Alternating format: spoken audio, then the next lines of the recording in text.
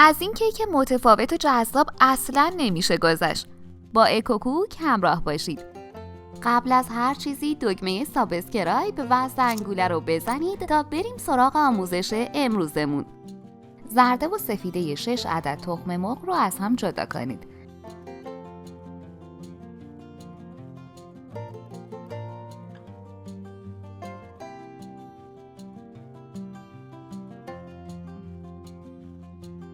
کمی نمک به سفیده ها اضافه کنید و با هم زن بزنید تا کف کنه.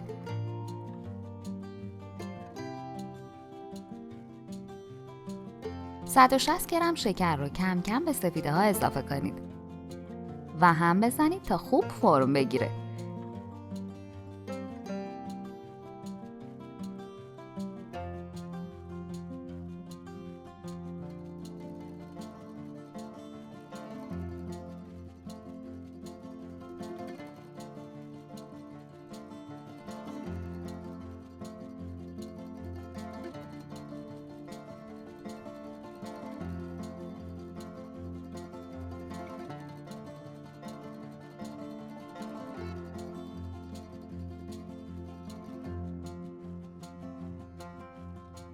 زرده ها رو اضافه و مخلوط کنید. -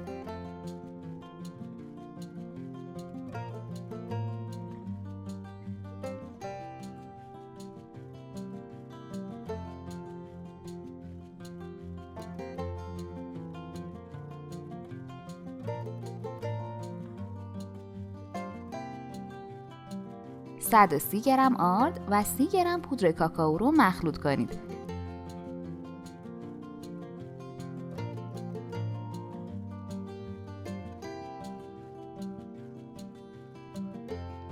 طی چند مرحله روی تخم مرغ ها علک کنید و با همزن بالونی یک دست کنید.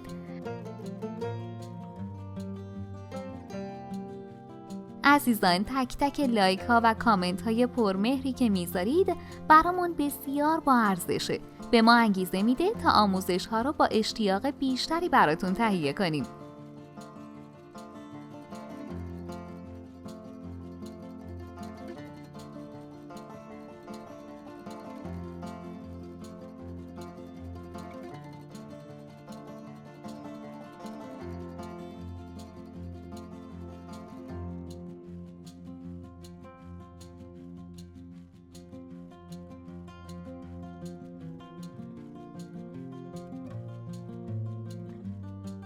عزیزان، باعث افتخار ماست که عضوی از کانال ما باشید و دکمه سابسکرایب رو بزنید.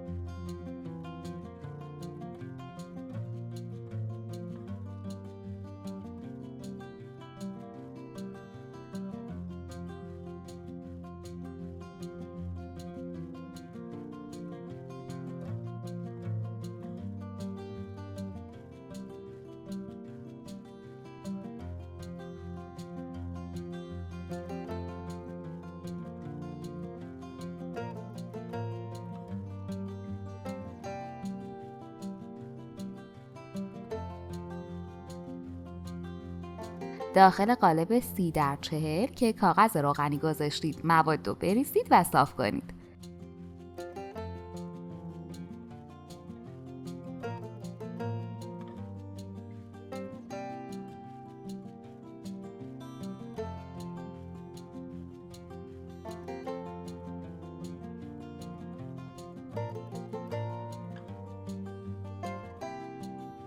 به مدت 20 دقیقه داخل فر با دمای 180 بذارید.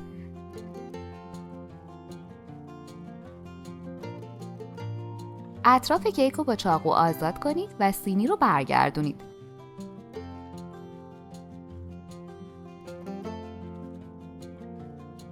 کاغذ رو از کیک جدا کنید.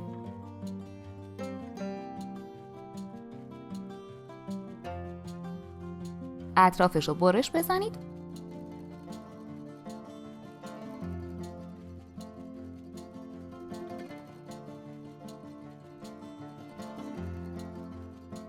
و با غذاساز پودر کنید.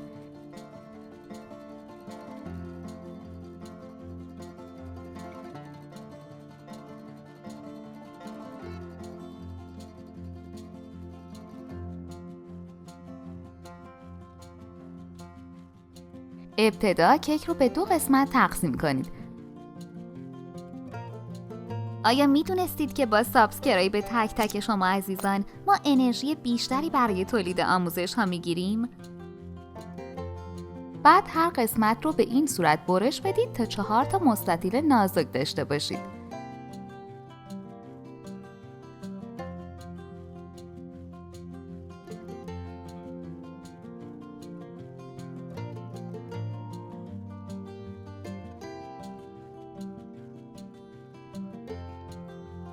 « 900 گرم خامه قندی داریم. «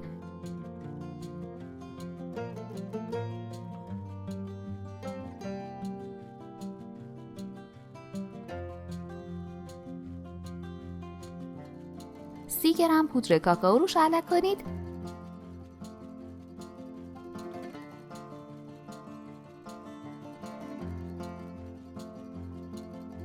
مخلوط کنید و فرم بدید.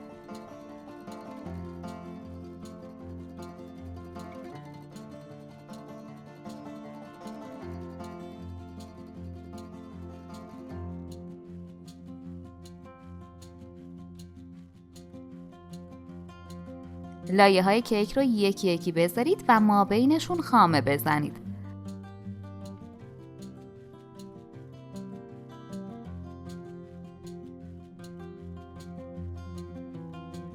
عزیزان برامون خیلی جالبه که بنویسید از کدوم شهر یا کدوم کشور هستید و غذای معروف محل زندگیتون چیه. توی کامنت ها برامون بنویسید که چه غذایی رو دوست دارید آموزش بدین.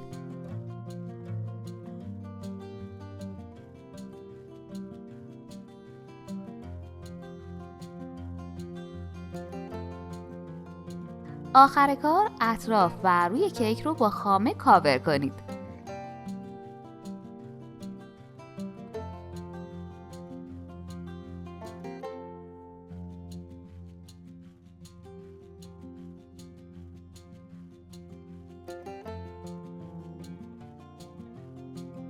دیواره کیک رو با اضافه های کیکی که پودر کرده بودین پوشش بدید.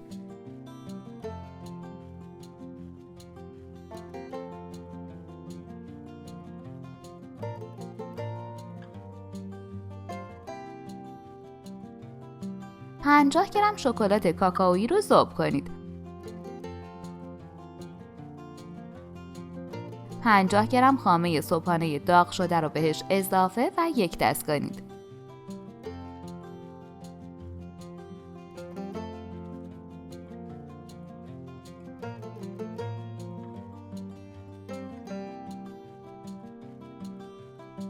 داخل قیف بریزید و روی کیک رو به هر شکلی که دوست داشتید تزیین کنید.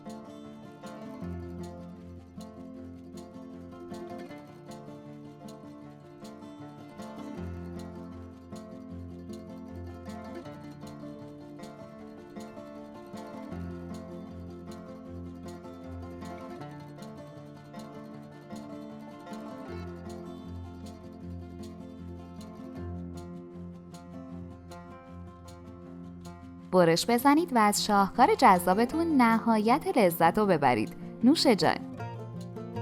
اگه از این آموزش خوشتون اومد باید بگم که ویدیوهای جالبتری هم توی کانالمون داریم که حتما باید ببینید. ممنون از وقتی که گذاشتید و این آموزش رو تماشا کردید. و در آخر یادتون باشه که سابسکرایب شما عزیزان باعث میشه تا بتونیم ویدیوهای بهتر و با کیفیت تری تهیه کنیم.